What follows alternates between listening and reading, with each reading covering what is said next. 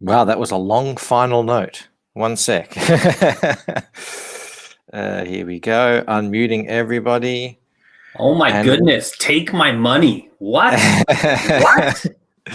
That looks so cool. Hail and well met, Boogie. It took me a little bit just to make that video. Not really a whole heck of a lot of time, just because since I work full time right now, I've just been working on like a lot of this stuff myself, like for the video and the music and audio and everything for it. Mm-hmm. Well, there you go. And we are live with the man himself, BoogieBot. We are going to meet a new person that a lot of us, I don't know if you're new, but you're new to me, and I know you're new to Bandito. Yeah. And I mentioned, actually, I slipped up a little bit. I sent Boogie a DM yesterday that was meant for Blue Samurai. And I was just saying, oh yeah, you know, I think he's kind of flying under the radar a bit. His art looks really great. Yeah, I can't wait to kind of chat to him a bit more. And I sent that to Boogie. He's like, who is this weirdo? What's going on here? It was kind of funny too, because like, I didn't really know how to react to it, so I just kind of went, should I just? I think I'm just gonna respond just to not seem rude, because you were very nice. Like just be like, oh yeah, it's great, man, thank you. You're getting a little bit of insight into the background behind the scenes of all this magic that you're seeing here. So yeah, welcome, Boogie. Nice to meet you. It's great. It's great to be here. And I just heard about you through a man that's in the chat, CG World Order. Hail, CG World Order. And look at him there, giving me a howl right back. There he is, and I got to thank him a lot too, because he's been following a lot of my work for a while on Twitter. Oh, nice. Yeah, I mean, he's great. He is on. He's the miner. He's out there digging for, you know, all the diamonds out there to and then I'm the diamond like baron, and he brings them to me. He makes sure the little slave kids don't run away with the diamonds in their pockets. He brings me the diamonds. And where's this analogy going? Like the first pickings at people. Can I get a link for that video? Well, it's on the Robert the Graphic Novel page, and I'm sure it's got a link. You got a YouTube channel or something like that? Yeah, it's just on my YouTube channel for BoogieBot Comics. I have a couple of other videos. I think the two last videos that I posted on there was the trailer, and then the just kind of announcing the sign up video. Blue's here dropping links in the chat, but he's not here. Maybe he's doing something else. I don't know. Maybe he's going to pop in later. We'll see. I'm your 11th. I'm your 11th. Yeah. To BoogieBot's channel. Well, thanks so much. Yeah. Okay, that's a good idea. Hang on one sec. I'm going to practice what I preach right now in front of you. What's that? Is anyone seeing this? Are you all getting my email? Yep, there you go. Okay.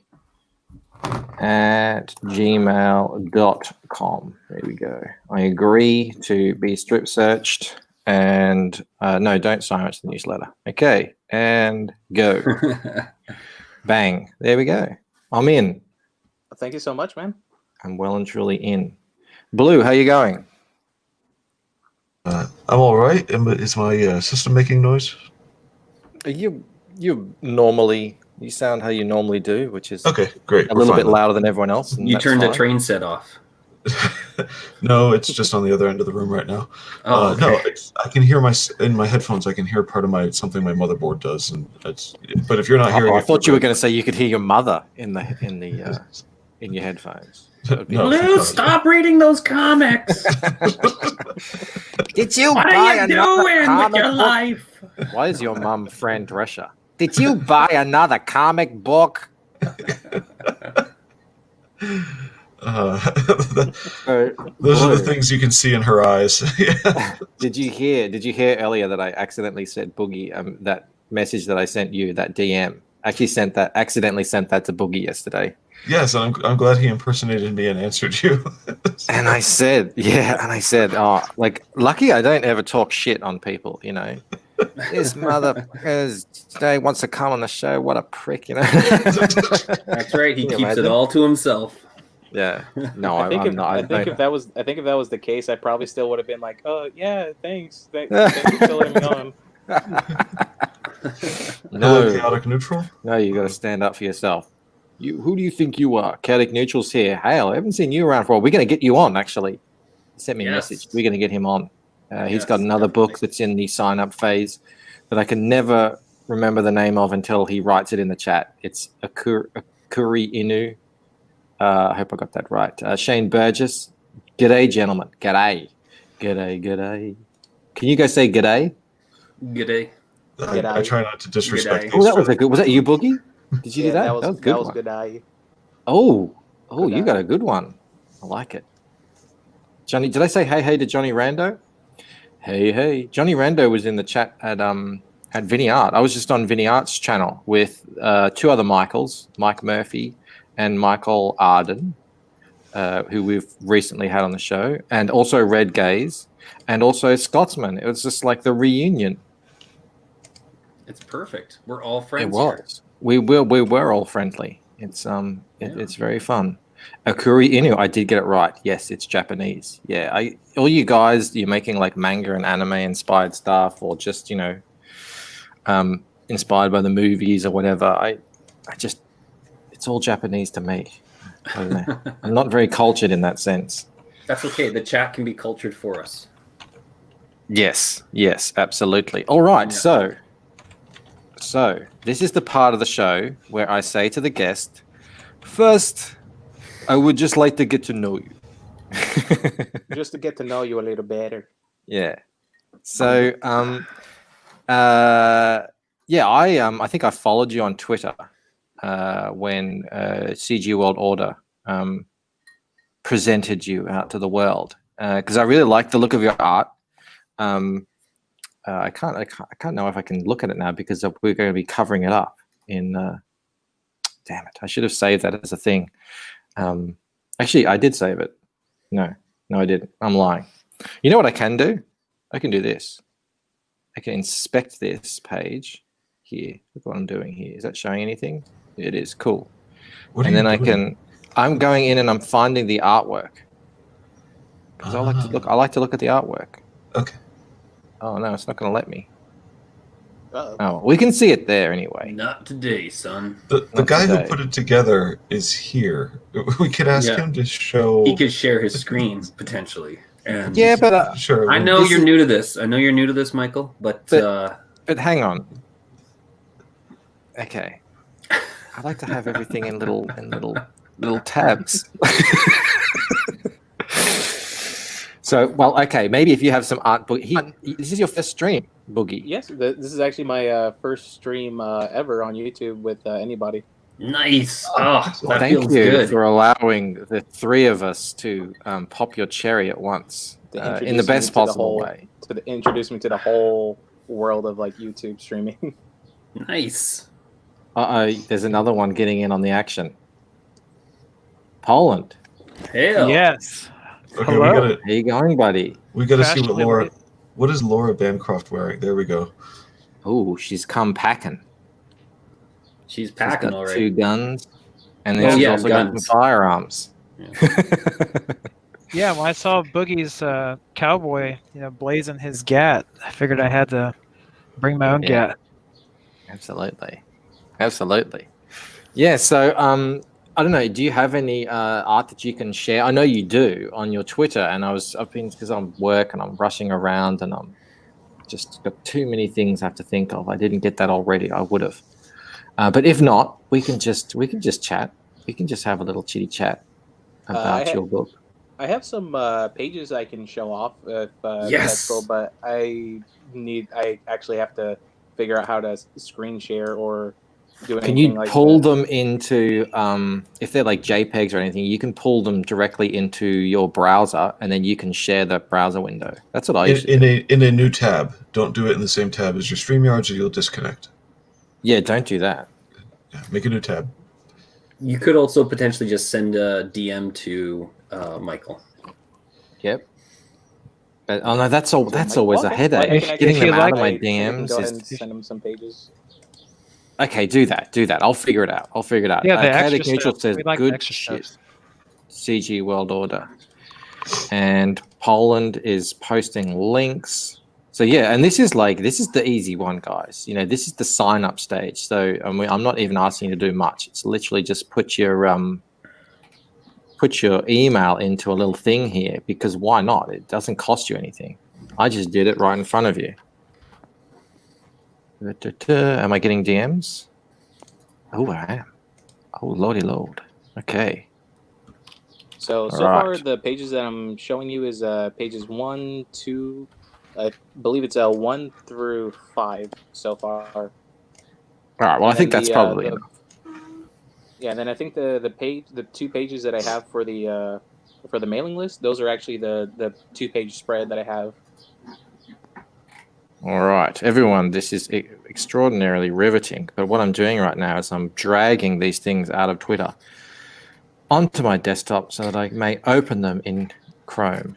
I can feel the rivets. rivets. Fastest way that I've been able to find out how to do that. Okay, here we go. I'm going to pull them into Chrome. Oh, this looks so good. Why haven't I seen this before? Well, that's what I'm saying. That's what we're going to get goodness. into. We're going to dig into the mystery here. I'm just going through his Twitter. I'm delving through your Twitter. Popping cherries and putting my email into a little thing. Hey, he's going to get flagged for sure. Ryan, thanks for coming, buddy. I've heard really good things about you. Why I got to get to know Ryan too. So many people I need to get to know. What did you posted that video? Getting to know you. Yeah, that one. King and I. Hey, would you focus on my screen, please? Yep. 1 sec. Here we go. Just because I popped one up. Mm-hmm. Is that it? Actually, I can't see you at the same time. It's a different tab in the same window as ScreenYards, but it's. Whoa! We're diving into the Hall of Mirrors. No, we're just looking at the stream right now. Look at the stream.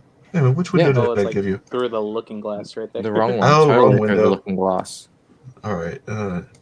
And Blue was supposed to be the expert. Porn, Blue. Yeah, thank you, Blue, for showing us to ourselves. Yes, sorry about that. I grabbed the wrong one. The expert. Mm-hmm. He's the IT guy.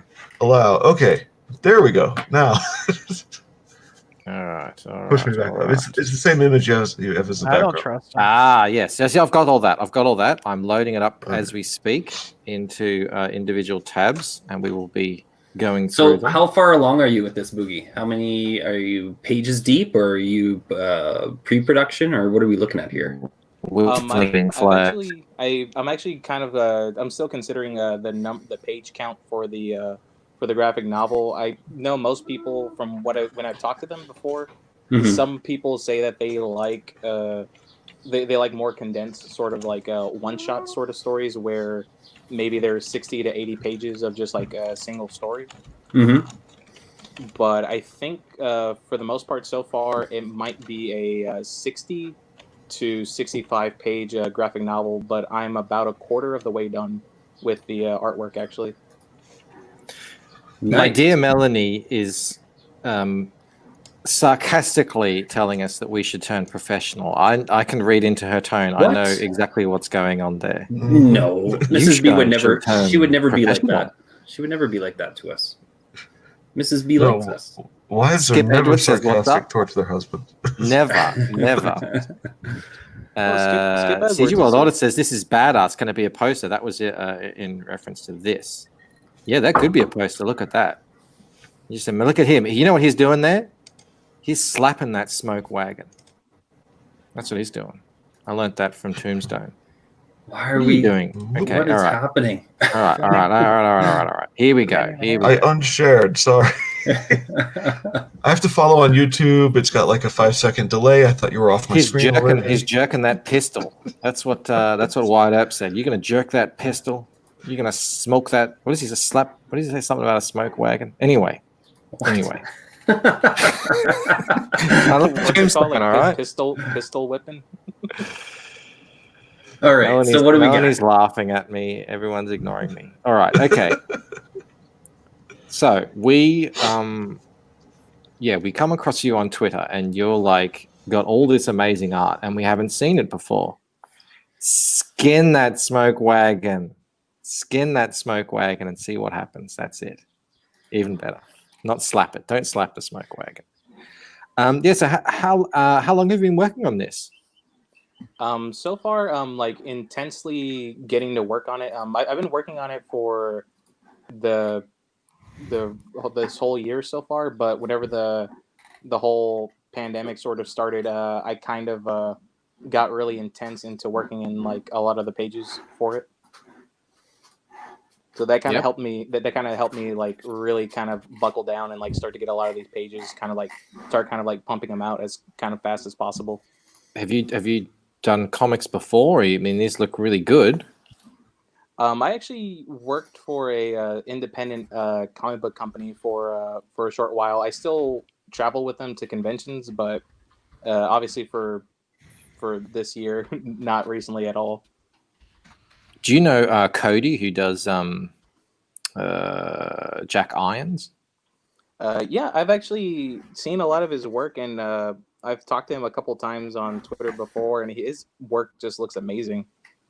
Yeah, they do some. I've backed all his books. I really enjoy Jack Irons. It's a good project. This is just giving me some Jack Irons vibes with that hat and the colors. That was one of the other reasons too why I felt a little bit on the fence of like, oh, should I put this book out or not? Just because it seems like a lot of people are doing like a lot of like the CG type like westerns right now at the moment. Like I know, nah, that's all good. Everyone's got their own. You know, even if you're doing something that's sort of similar, you know, everyone's going to have their own take on it. So, yeah, I am sharing your screen, Bandito. So. Yeah, I see that. Yeah, cool.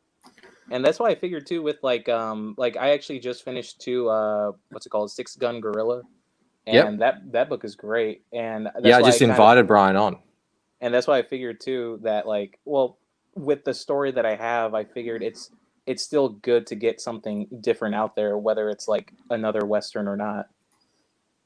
Yeah, I mean, look, you know, it's perfectly fine. We've got you know, you've got a really different art style here in terms of the line work. Are you doing the line art? Is this all your stuff?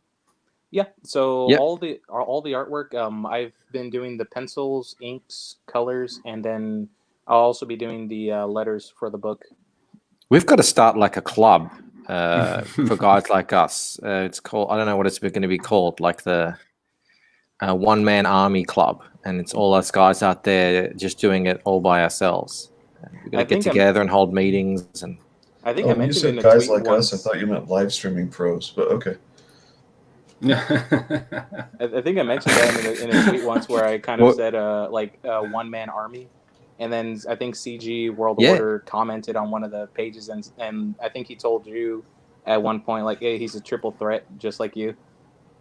So I thought that was kind of neat to be called that. Triple threat. That's another thing we could be called. Yeah, I was just talking to Vinny. He's the same. He does all his own art and everything. There's plenty of guys. Actually. People get surprised when you say it, but there's actually a lot of us out there. We, you know, we know what we want and we know how to do it, and we go and do it. Look at that arm. This is some really incredible, great.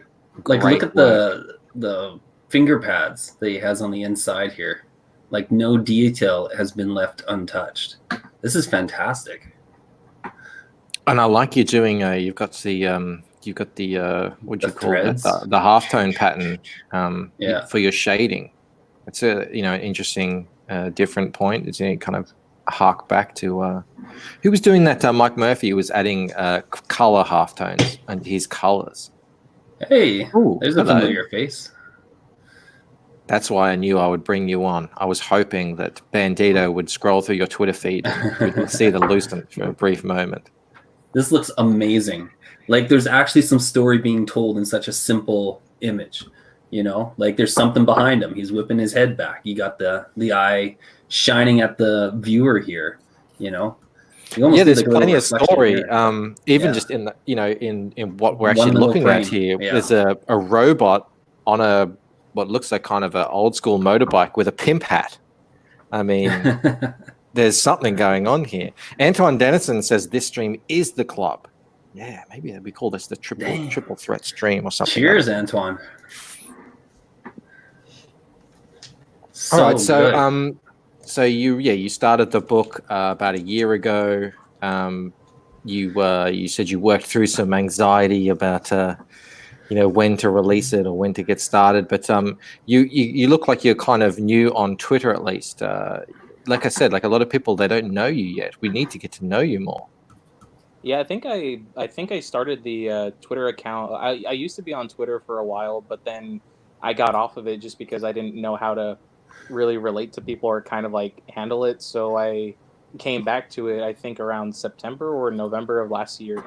Yep. And then I've been kind of trying to like get people engaged with my page, and then Yep. with the YouTube is the one that I just started. I think a couple of weeks ago when I reviewed. I think it was for Iron Sights.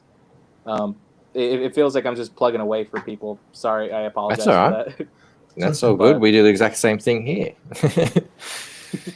Yeah, well, I mean, that's it, isn't it? Twitter's actually one of the most difficult places to get noticed on. It took me, this is my second Twitter account. I think I nuked my first one that was started probably back in about 2012 or something. I don't know. How did you get me saying robot in my head when I see this title, Robert? I totally you did something. There's some witchcraft or something going on here. Well, part of the story is actually I can tell a little bit of it just to not really spoil too much of like what happens.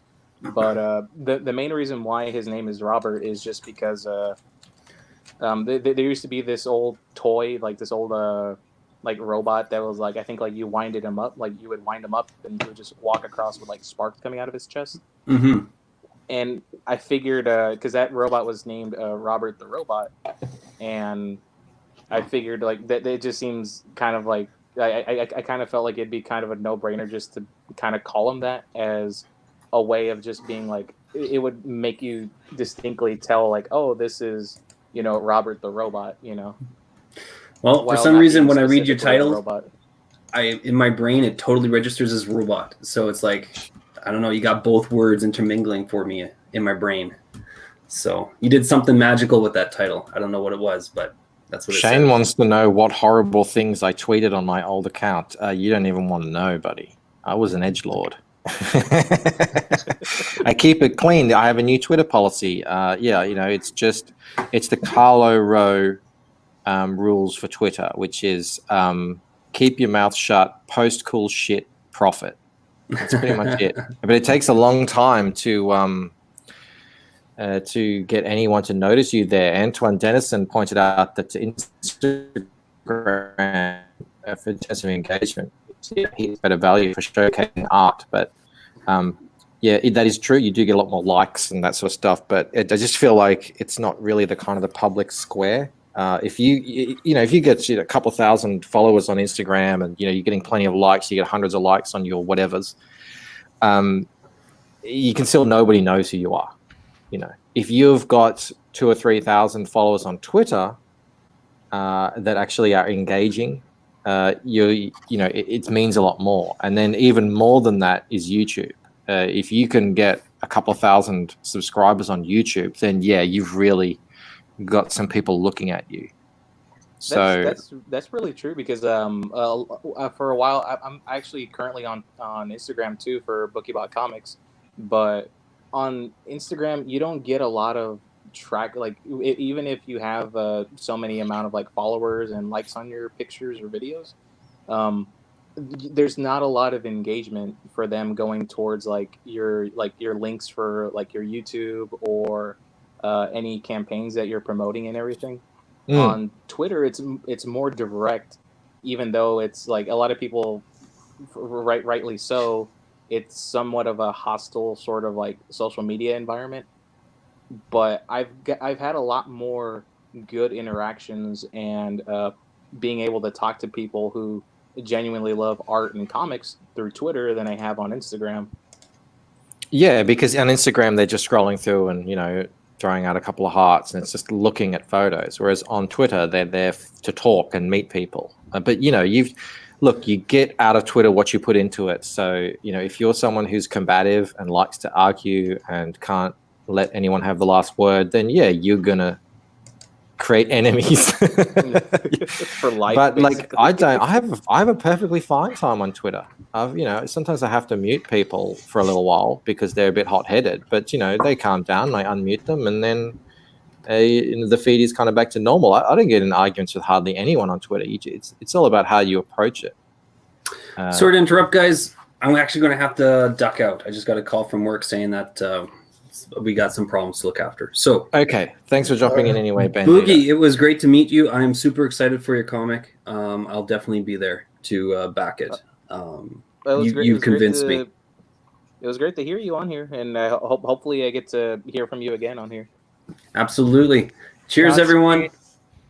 Great to see you guys. Have a great night. Hail the chat. Thanks for coming. Now he can take that mask off. Excellent. Instagram is ass titty. Yeah, it's a different animal. I think you've got to kind of have maybe, I don't know, 30, 40, 50,000 followers on Instagram to kind of be somebody there. Whereas on Twitter, if you had that amount of followers on Twitter, you would be famous pretty much. Everyone would know who you are. If you had that many followers on YouTube, you could probably make a living off it. So it's all like you can definitely make a pretty decent living on YouTube or Twitter if you have like that many followers. Hey, RJ's here. Critical Blast. How you going, mate? I didn't think we've seen you in here before, have we? Maybe on a few occasions. Thanks for coming. And because they're a webcomic people with hundreds and thousands of followers who get millions of views on their webcomics. No one knows who they are. So it's just like on some sites in some circles, followers are cheap. They're hard won on Twitter. So yeah, it's hard to get up to that 1,000-point mark and above. Critical Blast says every time I say that he hears ice baby. Yeah, it does sound a bit like that. He lurks. He's a lurker. Antoine Dennison says Instagram, Twitter, and YouTube can be used in a complementary way. They can be. My wife Mel, she's on here. She's listening. She's around. She does everything for my Instagram because Twitter and YouTube are more than enough for me to handle. It's all too much. Felix Haas is here. Hail, Felix. Dropping links. Thank you, buddy. Links for the projects. Thank you so much. Thanks, Felix. Hey, how long have you been percolating on this project? For this project, actually for the company that I used to work, the company that I currently still work for, it's an independent comic book company, but we mostly just did the kind of convention circuit. It's an idea that I already have made for a previous comic, but this one was supposed to be the somewhat like reboot, like retelling of the story that I really see somewhat like more fitting for it. Okay. So the original idea, actually, the original comic that I had made for it was back in 2014, actually. Cool. Yeah. So I mean, when someone says that to me, what I hear is the idea is good. If the ideas, if the bones of the story and the character and everything weren't anything, they wouldn't last that long in someone's head. Be back So in you a obviously feel like you're onto something. Hey, Felix just shared Shard of Gosen. I was just talking to Planet Tobor, Matt Fitzgerald on Vinny Art Stream in the chat, and he shared to me. He didn't give me permission to share it, so I'm not going to. But he shared me a GIF of the game he's working on, the Xenotype. Are you familiar with Xenotype, Boogie? Was it the one from? It's kind of like the manga sort of style. Book? Yes. Yeah. Liam Gray, Odie, and Scotsman, and they're doing a manga. I've been seeing that everywhere on Twitter, and it looks amazing. Just like the artwork itself. Yeah, the kid is a true phenom, and Liam's a great guy and a really talented writer. And he's got this guy Matt, who's a really good friend of the show, who does an incredible game called Savage Shard of Gosen, and in a retro style way. And he showed me a GIF. He shared with me a GIF of what he's working on for the Xenotype game, and oh my god, it looks so good. It looks Amazing. I want to share it, but I don't know if I can, so I won't. And plus, we're going to have him on the show at some point to chat about what he's up to because it's friggin' incredible. Sorry for that little sidetrack, but I just had to. I just got reminded there. But that'd be pretty cool to see that actually on the stream. What? Antoine. Ass, titty. Ass, each cheek is the ass. and then I don't. Let's just move on, okay? We're just following Frega's lead on that, okay? We're not Ask him. exploring this. As Frega. Yeah, that's right. That's right. Yeah, cool. All right, so we've gotten to know you a little bit. Why don't you tell us a little bit about what this story is?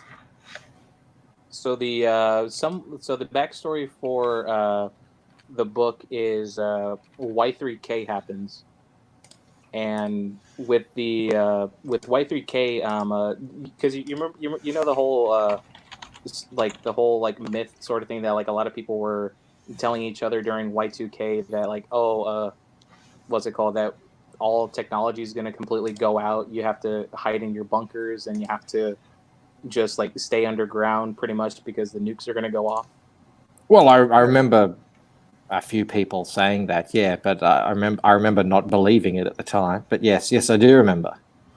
So the main backstory for Robert is going to be that it'll be touched on in the book, but it's not the main focus. The backstory is just that Y3K happens and there's not a lot of people really inhabiting the Earth anymore, but it's the year 3084, and robots are essentially the workforce, the working class. And when Y3K happens, everything, all of Earth's technology just shuts down, and whatever humans are still around, they're either hiding away or they've just been killed from the nukes that have gone off, or just trying to hide away pretty much and just start society, trying to restart society. But the twist in that is that what if the robots miraculously just rebooted, but they rebooted without purpose? So if these robots essentially were, if you had a robot that was a chef for restaurants, or if you had or pretty much any jobs or classes that these robots were, they now have no purpose.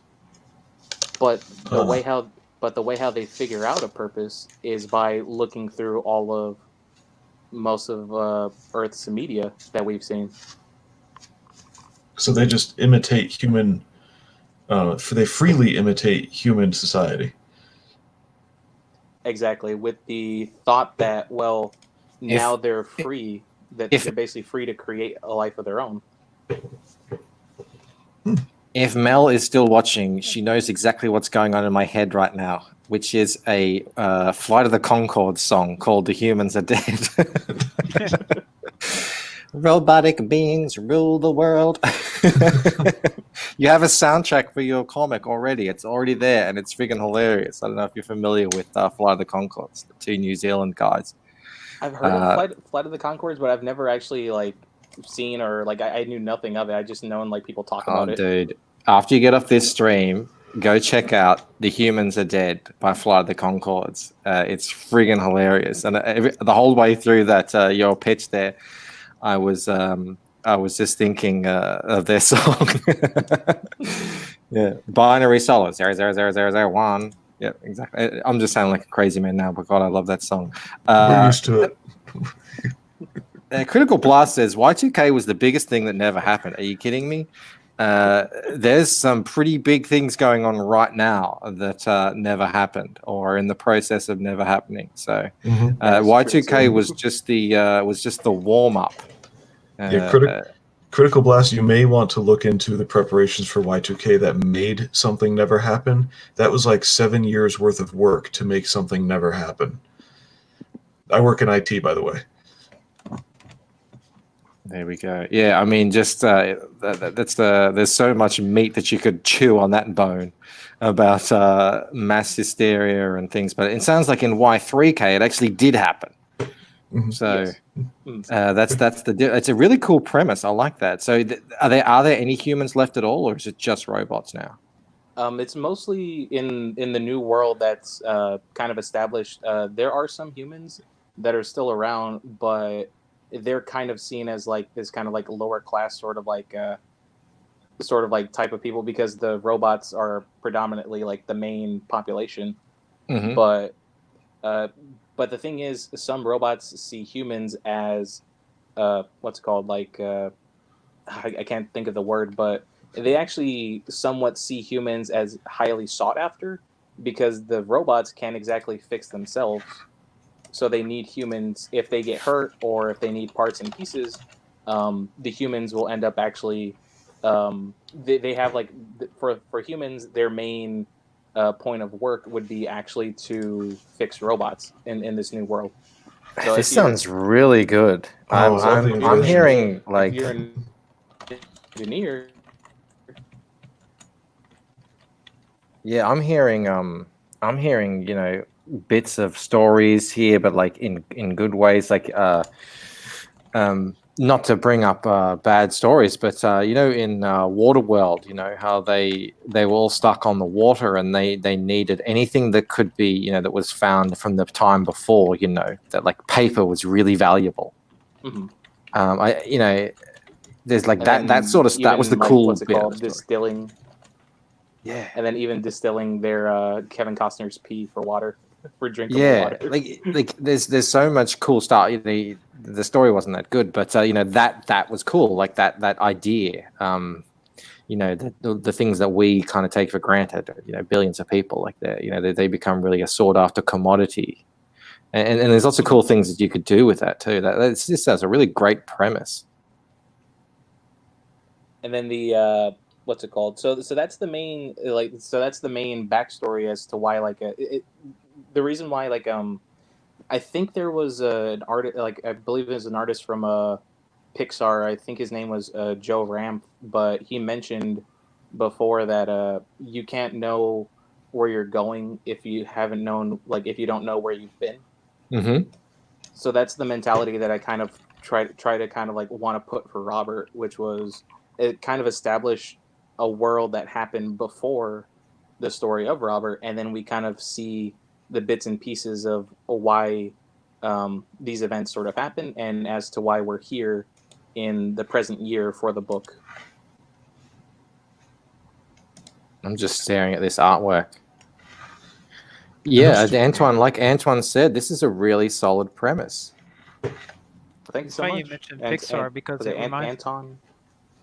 Yeah, Antoine. He's Oh, he's a Antoine, regular. sorry. It's funny you mentioned Pixar because one of the things I was thinking about when you were discussing the premise, at least, was Wall-E. How he was trying to find his way in the wreckage of Earth with all the people gone. Mhm. I mean, of course, this is a much cooler version of that, but I did think it was neat. Wally. Hey, Wall-E's a fun film. Don't the SJWs hate Wally? They think it's like white supremacist or something. Because that one character that looks like an iPhone was white? I think so. I heard that. Geez. I mean, I heard that. Yeah, that they don't like that at all. They don't like Zootopia either. Wow. You got to go into you got to watch Just Some Guys videos to learn all about that. How they hate Zootopia. It's friggin' hilarious. I thought Zootopia was like extremely like liberal, honestly. Like obviously for reasons known in the movie, where it's like obviously like one class of animals are seen differently than others. That seems Yeah, weird, no, well, but it's liberal in the sense of classically liberal. I'm not talking in American politics or Australian politics even. It's funny, in Australian politics, the liberals are centre right. So it's weird how you guys call liberals left and our liberals are centre right. I'm saying like liberal. It is liberal in terms of kind of enlightenment thought and all that sort of stuff. But that's anti-SJW. You see, the SJWs don't like it because just some guy did a great video on it, showing how essentially the prey animals in Zootopia are more analogous to white people. the predator. Did I say the predators? Yeah, and then they become oppressed by the prey animals, which are supposed to be representative of a growing minority population. So it portrays the growing minority population as oppressors in that film, and not to mention the bad guy in that film. She sort of represents a African American woman, a black woman. So yeah, they hate it apparently. I thought when I watched it the first time, I thought, yeah, this is right, super liberal, as you would put it, super left leaning, It kind of makes sense that they would hate it because, as I've been informed by a few people, like it'd be too long to go into who and how, but the agenda is not to remove, biases and stereotypes from society. The agenda is actually to swing the pendulum through oppression one direction rather than the other, and then before coming to, let's just say, center, not to be left, right, center, but center against any kind of racial oppression or stereotypes or whatnot. So it's not correct society, it's reverse society and then correct it. And so if Zootopia, which I have not seen, revenge society. Yes, it's revenge society is what is the actual goal. Revenge first, then balance. But that if Zootopia exposed that, then of course they're going to hate it. Well, Zootopia follows along the lines of MLK, judge me by the content of my character, not the color of my skin. That's the sort of the main message that we all probably grew up on. Mm-hmm. But as you know, or you may not know, I think a professor got fired somewhere in America last week for reading a speech by MLK. Jeez. Which was so that's that tells you everything, doesn't it? They're the people who hate Zootopia, who hate Wall-E for its white supremacist values. You have to keep the struggle alive. You gotta keep the conflict alive. What I just Chris say- Henry's all They about. won't have anything to report on if they don't have anything going on. I just say robots' rights now. Robots. Well, yeah. Let's Data. He was the kind of the forerunner of that. Back when Jean-Luc Picard was an enlightened individual as well. Before he went full on that way. He was telling us why Data had a right to exist as well, and he was a robot. I don't know if you're going to be getting into such heavy-handed themes and topics in your story, Boogie, but this is definitely fertile ground with robots. For the most part, I kind of want to keep it mostly contained within mostly sci-fi Western adventure.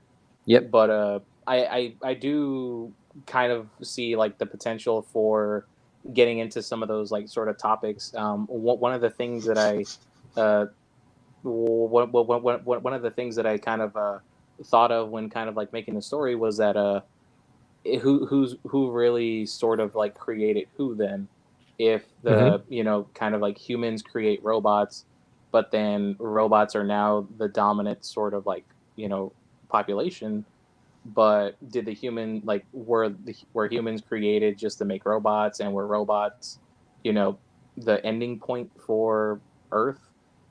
There's a lot of possibilities, and I've kind of like wanted to sort of like delve into that a little bit more, but for the most part I also want to make this just kind of like an action-packed sci-fi Western adventure, basically. And will it be a one-off thing, or do you think you might continue it?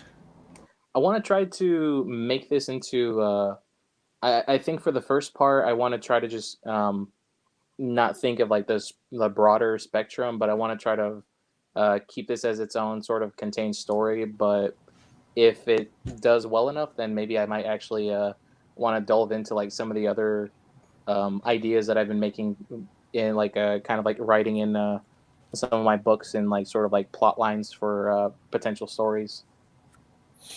Well, I'm going to give you some advice right now, because I really like the premise. The art speaks for itself. Sorry, when are you planning on launching, by the way? I don't know if you mentioned that earlier. Sorry. I actually kind of want to try to launch it maybe in July. I know a lot of Indiegogos right now are starting to kind of like launch somewhat by the either by the end of June or within like the coming weeks. So I feel maybe July might be a good time to kind of like release it, and then also mostly just because I want to try to get as many people to sign up to the mailing list before I actually launch it. Yep. Yeah, that's what the advice that I was going to give you is you can, I say this all the time, you can have the best looking, coolest story out there. If no one knows about it, it might fall flat on its face or not, at least not make what it should have made. Mm-hmm. This is your first stream. That's the first step. I remember thinking for years, I've got to get on a stream. I've got to go on a stream. No one knows who I am. You know, it took me a long time to kind of buck up the courage to actually get myself out there. And then once you're there, you realize, what was I waiting for the whole time? What was I anxious about? What was I nervous about? It's stupid. Just meet as many people as you can, get out there on as many streams as you can. And because, people need to see this stuff. People need to see what you're doing here because it really is, it kind of hooks you straight in with what you're saying and the art. Like I said, it's really cool. Do whatever you can to capture the attention of the right people who will, ask you to get on the stream and talk about it because, that's how you crowdfund. That's what I've discovered. That's the only piece of advice and when everyone asks, like, what advice would you give? It's the only piece of advice worth giving is get yourself out there, get onto streams. And Genera Torn has a comment there. Didn't Adam Post say 100 minimum on a mailing list before launching? 300 or more was what you want. Do you mind saying how many you've got already? I think the last time I checked today, my girlfriend actually mentioned just not to really like look at it too much, just to not get my head sort of in the clouds. But I kind of realized I have to kind of like look. I kind of realized I have to kind of like look at it to make sure that I'm gonna hit the goal. But the last time I checked, I think I checked this morning to see, and I think we're at about 29. I think or 30 signups so far. Yeah, so we need to get that up. Basically, if I were you, all I would be doing is focusing on whatever you can do to get people to look at you. So I pretty much within reason. Within, like, I'm not talking. Don't send them dick pics or anything like that. I'm saying, but basically, what I did is I thought the time was right for my book to launch, but I wasn't happy with my audience count. So I started doing fan art for certain people, and that pretty much sort of whole thing. So I did about 3 or 4 or 5 pieces of fan art, and that just sort of, because people will share that around, and then I thought, okay, well, I'll put the kind of the videos of me making the fan art up onto YouTube, and then I thought, okay, I'll start a YouTube channel. You said you've already started a channel, so that's good. I just kind of put most of my art aside just to focus purely on getting up there and getting out there. Because that's like, you need someone like CG World Order to notice you, so he'll start kind of sharing you around, and that's how you meet me, and then someone will come and maybe see this stream, and then they'll say, oh, this looks really cool, and get you on. So that's the piece of advice that I would get, because I think it's right. I think Adam's probably right. Getting it up to at least 100 is sort of kind of bare minimum what you want, because there's only a certain percentage of people out of that 100 who are going to actually go on to back it, depending on what kind of offer you offer them in that first email. Yeah, because the first goal that I actually set for it was I told myself, as long as I can get it to at least 200 signups, then I can see kind of like where to go from there. Because I figured too, where it's like because if people are signing up to that amount, chances are it might get lost in like like in the emails or something where Yep. 200 might not guarantee immediately 200 people backing it. That's the So- common refrain, Mhm. actually, that they do get into spam and promotional folders a lot. Mhm. But Skip Edwards says, the book looks great. What are your plans for tiers, backer rewards? Yeah, he says before you launch to kind of sell yourself on that sort of stuff. So do you have any ideas for any of that yet? Or are you still early days? I have a couple of because I've been trying to kind of like I have a notebook that I try to write a lot of the tiers and sort of like perks for the campaign, and I kind of tweak it every now and again just to see what looks good. But I think since this is my first campaign, I want to try to keep it relatively simple, where it's just like for the first perk, one graphic novel, but then what some other campaigns have been doing, where to like save costs on like shipping, I've seen a lot of people sort of like putting in 2 books, and like getting a deal for that sort of thing. Mm-hmm. And then some of the other perks that I have on there, I didn't know really how to go about somewhat selling like original artwork on there, because for some of the chapter breaks that I want to do in the book, I want to have like the cover pages. Like I want to actually make this into like a genuine sort of like graphic novel. Mm-hmm. Yep. And Well, then hey. Looking back at the artwork, I see you use a lot of. Is that Dutone? Or well, you're working digitally, correct? Mhm. Okay, is that the digital equivalent of Dutone that you use there with all the little dots? well, those are just the for like the screen tones. I think that I got from I forgot the website's name, but I think it's a Okay, Cyber Crush. But they are screen tones, which is yeah. Some people have had trouble printing those, so I think No, I know these are Canales had to do some- big. These are big. Okay. I don't think he's going to have any issue with these. It's All right, this is more like an effect, whereas what Canales is doing was like manga style gradation. all right. Whereas I think you'll find that these are actually quite large, so you're not going to get any patterns coming from Okay. this. Good, because I like them. I mean, I like the. I like do too. the Thank effect. you. But if you can get a hold of Canales or other people, like you can't get a hold of Zach, but if you can get a hold of Canales, maybe ask for a little advice on, in his experience, will this print or something like that? Mm-hmm. Mhm. Yes, it all comes down to the size of them. The smaller they get, the more likelihood that they'll get broken up when they do all the different kind of angles on the printing, Like they'll and get that's kind where of you get the lost weird in patterns. the printing. Mhm. Yeah. Moray effect. I'm sorry, I forgot you already worked with somebody, so you have resources. Sorry about that. Antoine has a question. He asked, what are the specs, page count, format, etc.? I got here late. For the page count, I'm looking to do roughly 60 to 65 pages so far for the graphic novel, but potentially if the campaign like goes like well beyond like what I'm like hopeful that it'll go to, I can potentially add more pages to it, because there's just a lot of story that I want to add to it, just to make it its own thing. I was just going And to say as well, going back to self-promoting and stuff, I didn't get more than 200 sign-ups until I was on both Malin's and Cecil's channel doing, like they do like a roundtable promotion show sometimes. So like they're a great show. They're a great way to do it. Even Ethan is doing call-in shows again. So you can just kind of call in. You might only get 30 seconds. You might be like Poland and get 10 seconds.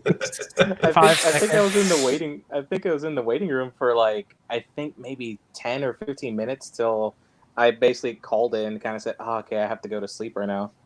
But yeah, but that's the other thing too, is that like I can't really slack off on something like this. I have to actually like stay committed to it and actually put myself out there to actually get on these streams. Yeah, I'm not even joking. Like, just put other stuff aside. You've got enough art here to sell your book, within reason, just focus almost entirely, so like 90% of your efforts on getting yourself out there onto streams. It is that critical. It's the difference between where I am right now and where I see, unfortunately, a lot of other campaigns are with amazing work, really amazing work.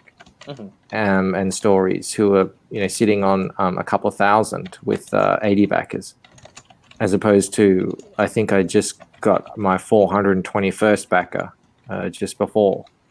So literally it is critical that you just get onto any show that you can, big or small, it doesn't matter. Because as well, getting onto, you seem really relaxed and confident and comfortable already, so I think you'll be fine. I'll be pretty honest with you on that. I near close to shitting my pants. No, like seriously, not on a show. This is the most relaxed show of unprofessional streamers that you can find. Don't you worry about that. I didn't get the sense from you, Boogie, of fecal urgency, so I think you're okay. Had you not told us, he's not told us, I don't think we would have known.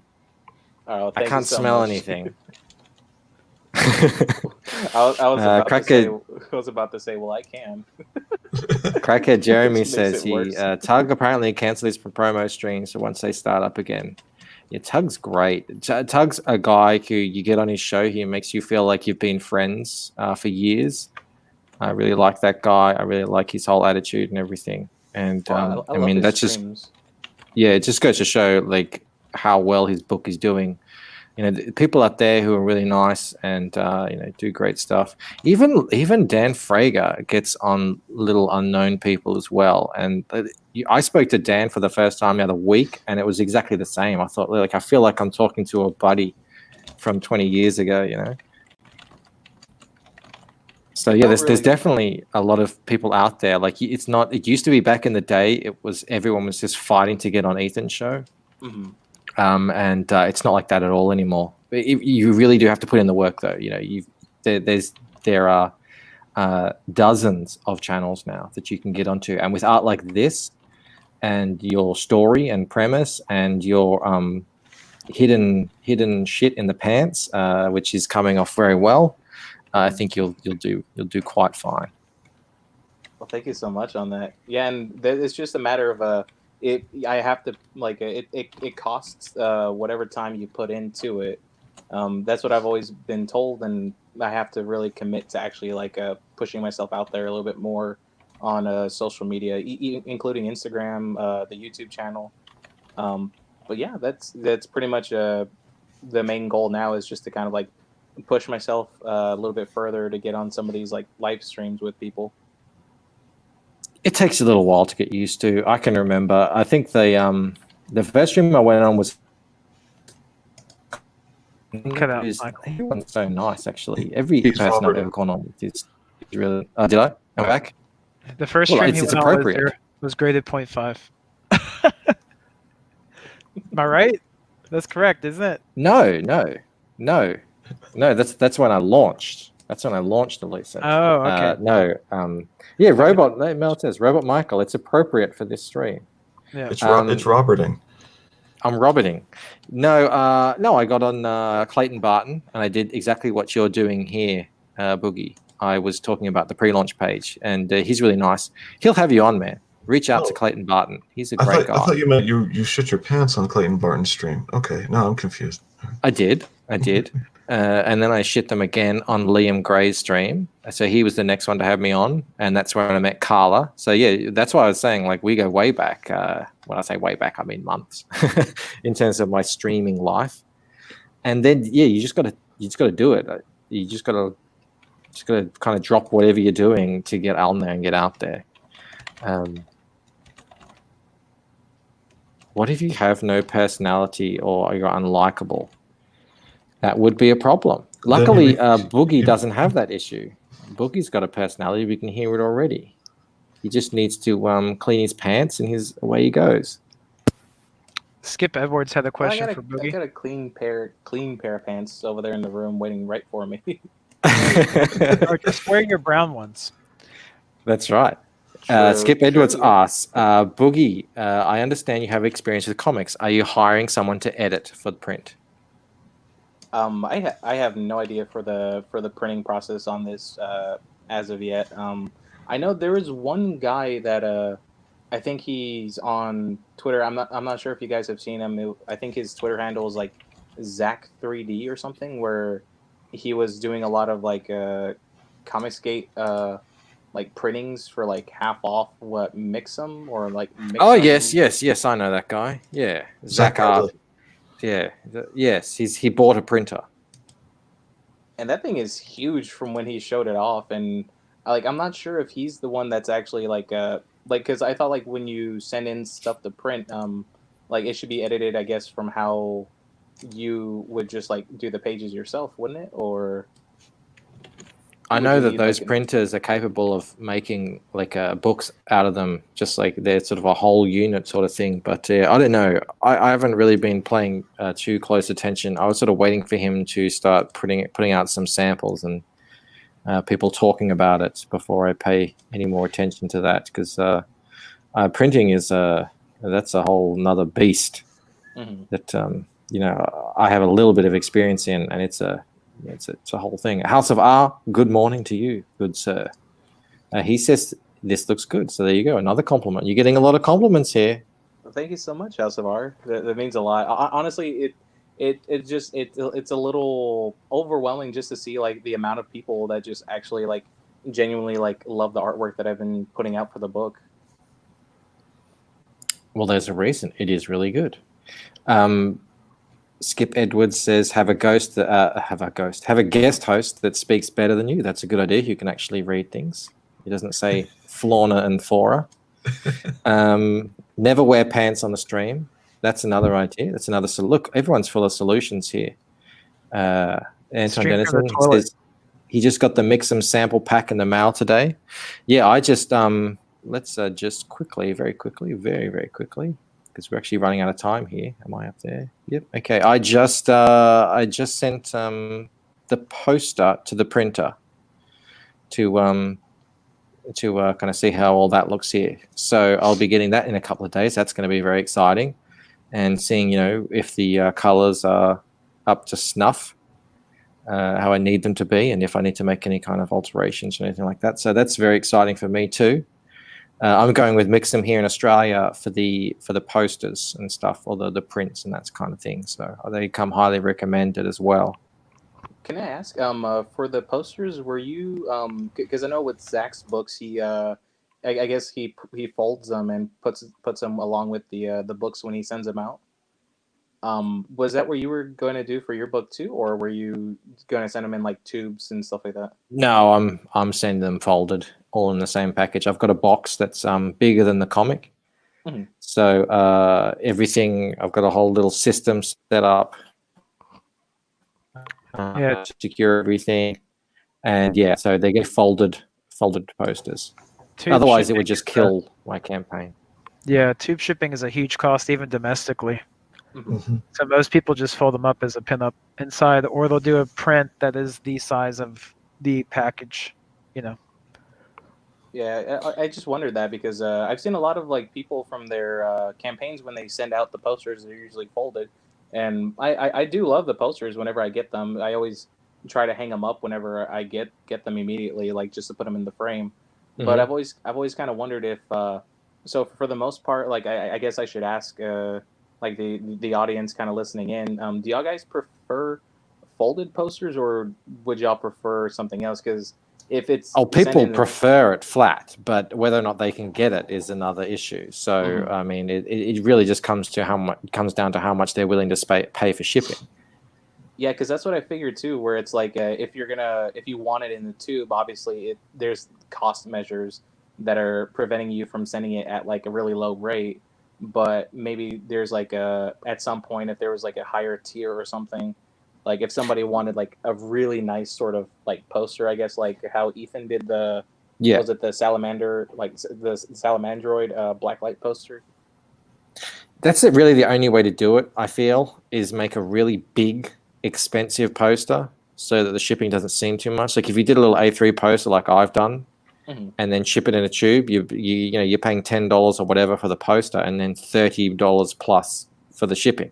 So it doesn't really make sense. But if the poster is costing you $80 or whatever it costs, then that $30 doesn't seem like it's that much that unreasonable. But it's got to be an incredible poster, and that's got to that's what Ethan has in his court. It's an incredible poster. It's a statement piece. It's got all the kind of bells and whistles on it. One of the nice things about prints is if they're comic size, you can just you rent instead of own where you are. You don't need to buy frames. You can just slip it in a bag and a board and attach that to the wall, and the print is kept nice inside the comic bag. Plus, when you move again, because some people move again, they go right back into a comic box. It's very convenient to have that size of a print, like A3 or actual comic. So take a pick. I actually didn't think about it that way. Okay, yeah, that makes a lot of sense now for why people would prefer the folded posters the size of the books. What is Johnny Rando saying? Zach and Kelsey's new book. Is there something new happening that I'm not aware of? Oh, it's for that new book that I think Zach just dropped recently. I think it's supposed to be I can't remember the name. It was it was one that he started talking about like on his stream recently. If I can look it up real quick. But it's based off of. Don't look it up because you're about to close out. But okay, I'll just look into that. Antoine's got some advice. Make it a premium tier, upcharge accordingly. Yeah, I know it sucks, Antoine, having to fold it, but it just is what it is. And then eventually, if you kind of become bigger, then you can do better things. But if you're kind of just starting out, it is you do have to just take it for what it is. And unfortunately, it's not pandemic, is it? That's been around for a while. And you could have a stretch goal for it to kind of feel it out. And then once you meet costs, and you can start to add on those more premium things, because those bigger things will cost you up front in some type of lump sum. That's the thing. So yeah, it's no biggie for Ethan to just drop 10, 11, 12, 13K on some posters. He can do that because he knows he'll be able to get rid of them if eventually. Whereas for someone who's just doing their first campaign, or they don't have that kind of audience, then it can become prohibitive. So you just got to work out beforehand and really, really work it out. I mean, really get into the numbers and the shipping and everything like that. All right, guys, we are rounding out. We're actually a little bit over time, so I do have to close the stream out. Boogie, it's been great to meet you. Your great book to be on here. Yeah, no, absolutely. And your book sounds great. The art looks great, and I look forward to seeing you out there on some other people's channels. All right, well, thank you so much for having me on. No problem. No problem. Pleasure. And your work so far looks great. So use that to catapult you to the next step, because you got the talent. Thank you, and thank you to Blue Samurai and Blue and Poland. You're welcome, sir. Yeah, absolutely. That's Poland. I know it's just a string of letters now. He does that to confuse you. Oh, well, thank you so much. So thank you guys, as always, for joining me on the stream. Always, we need to do a stream where we're not talking to anyone else, though, because I feel like we haven't chatted in a long time. But hang around, Boogie, because I'll just say goodbye to you after the stream is ended. As for everyone else, Hal, the mother chat, thank you so much for showing up. Always lovely to see you all here and chat with you all and read your cool comments. And we'll see you tomorrow.